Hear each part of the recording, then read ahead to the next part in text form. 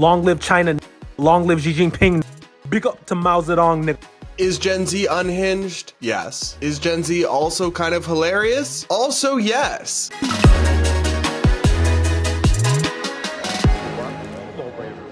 So our first topic we've got to discuss, with the threat of TikTok officially being banned looming in just a few days pending a Supreme Court decision, Gen Zers in particular are freaking out online, and they're protesting the pending ban in a way where you gotta give them points for creativity. They're flocking instead to a literally Chinese-owned app, because TikTok is an American company whose parent company is an international corporation owned in part by Chinese investors and has obviously is subject to the Chinese government, but it's not literally a Chinese company. TikTok doesn't operate in China. So to protest, users of TikTok are flocking to an app they've found called Red Note, or Little Red Book in Chinese, that is literally a Chinese app available in China and used as sort of like an Instagram, TikTok hybrid by Chinese people. As Wired reports, with a TikTok ban looming, users are fleeing to Chinese app Red Note. Some say they joined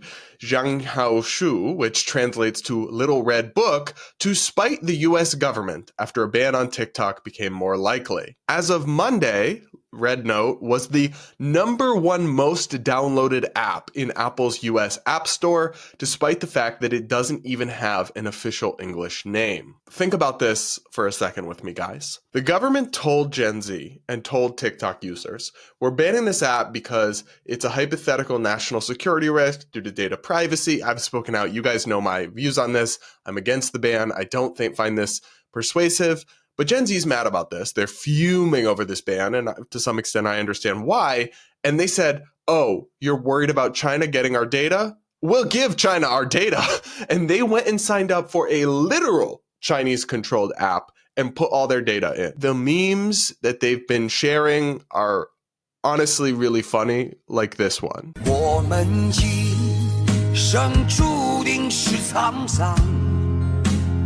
It does raise an interesting question, though. Like, who owns your data? If I own my own data, then surely it should be up to me whether I trust a Chinese-owned company with my data, not the government coming in and being all nanny state and paternalistic and protecting me from my own decisions. But anyway, as for Red Note, this new app, I'll play you a little compilation of videos where TikTokers explain their interest in and rationale for switching to the app, even though it's almost exclusively in Mandarin, and presumably they won't actually be able to use it in any real sense. Because what do you mean you're going to ban an app because it could possibly be manipulated by a foreign adversary, the CCP, just for your citizens to turn around and download an app that is directly owned and operated by the CCP? That is just so funny to me. What's even funnier, not even 3 scrolls in and I was already getting a Mandarin lesson. In English, they're already teaching us Chinese.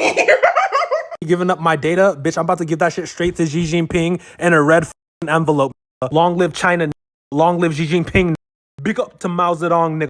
Bill, that bans an app just to have the United States population mass migrate to the Chinese version of TikTok.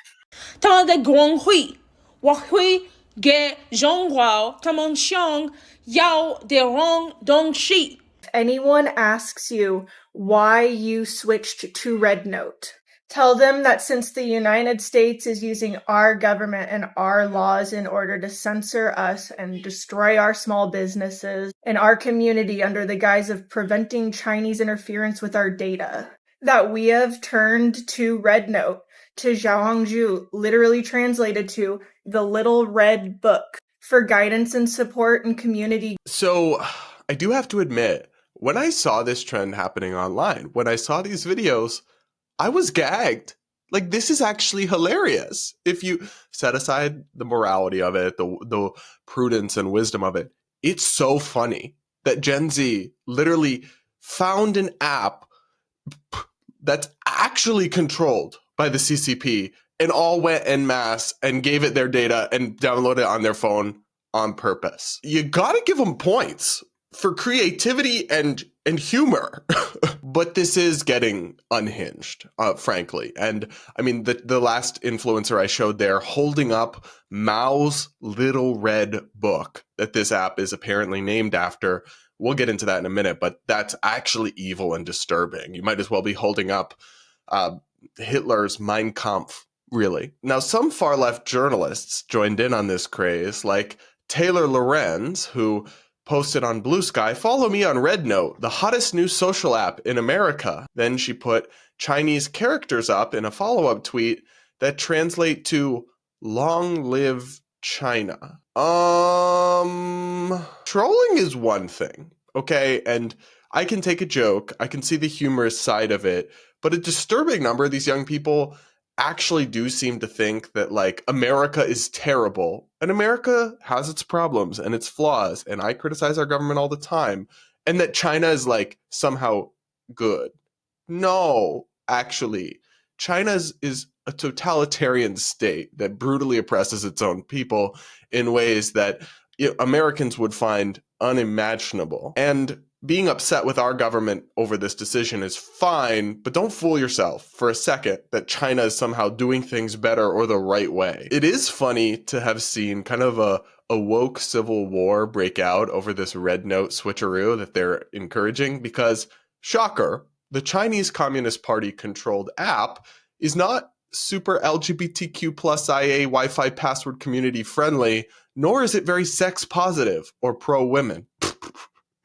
Who could have seen that one coming? Only people with the most moderate amount of knowledge or education about the reality of China today, but that's too much for most of these TikTok people. So, for example, one person replied to Taylor Lorenz and wrote, "Given my limited research into it, I'll give it a miss for now about Red Note. Doesn't appear to be LGBTQ plus friendly, and that doesn't vibe with me." And this person linked an article by The Advocate, a woke gay news website that says, "What is Red Note? The TikTok alternative that doesn't allow showing skin or LGBTQ plus content. With heavy censorship of bodies and LGBTQ plus topics, Red Note might not be everything TikTok refugees are seeking." You don't say. Obviously, if your point was just to troll the US government, I mean, mission accomplished. But if you actually thought that this app that's literally controlled by China was going to be some sort of safe haven for the progressive gobbledygook that is so popular on TikTok, you're insane. This funny account I follow on Twitter shared news reporting. "What content is allowed on Red Note? TikTok refugees." They're referring to themselves as refugees, guys. That's a bit much for me. TikTok refugees have already noted harsh restrictions on Red Note that have resulted in their content being removed or their accounts being suspended, including for mentioning LGBTQ plus identities or for women wearing a slightly low-cut top. Daniel posted this on Twitter and wrote, "Okay, it turns out the Little Red Book app run by the Chinese Communist Party is not a sex-positive space for BIPOC queer folks." Sad face emoji. Again, who could have possibly seen this one coming? So a couple serious points to make about this story, about this revelation that Gen Z and TikTok people are switching over to this Red Book app, this Red Note app, and so much so that it's not just something they're posting about, people are doing it because it went to the #1 most downloaded app on the Apple App Store. I will say, this is a new level of pettiness and unseriousness from Gen Z that part of me can appreciate, doing it for the plot, and can laugh at stuff like this. But on the other hand, it is incredibly stupid in too many ways to count.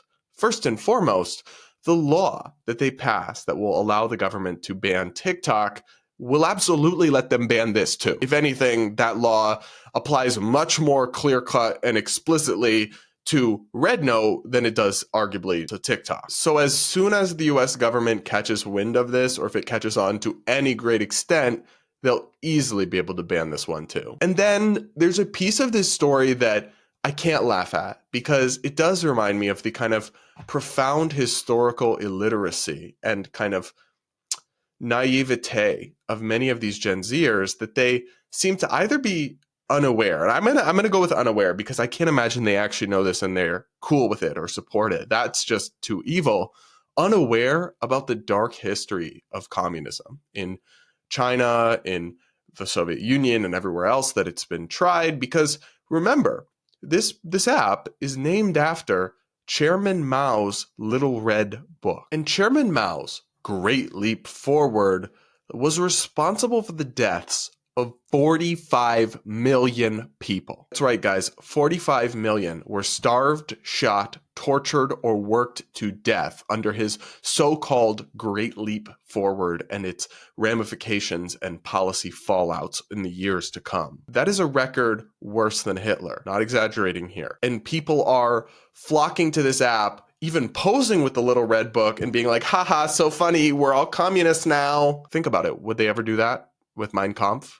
With something that's openly named after Hitler? Of course not, because they'd realize how horrible and evil that is. But when it comes to communism, there's just this lack of that same energy, of that same education, that same awareness from young people these days. And that's why I think they're drawn to so many deeply misguided and false and empty promises and worldviews, because they don't understand the history of how some of this stuff has played out in the past. And that, to me, is really concerning. So yeah, on one hand, am I laughing at this trend? Do I find it kind of hilarious? Yes, I do. And I'm not going to feel bad about that. And I do feel some sympathy for them about TikTok being banned. I don't support that. But on the other hand, can I see how truly unhinged this is and how much of a moral blind spot young people must have to actually be hopping on board a pro-communism app that's inspired by one of the evilest people in history? Yeah, I also think that's unhinged and terrible. But what do you guys think of all this?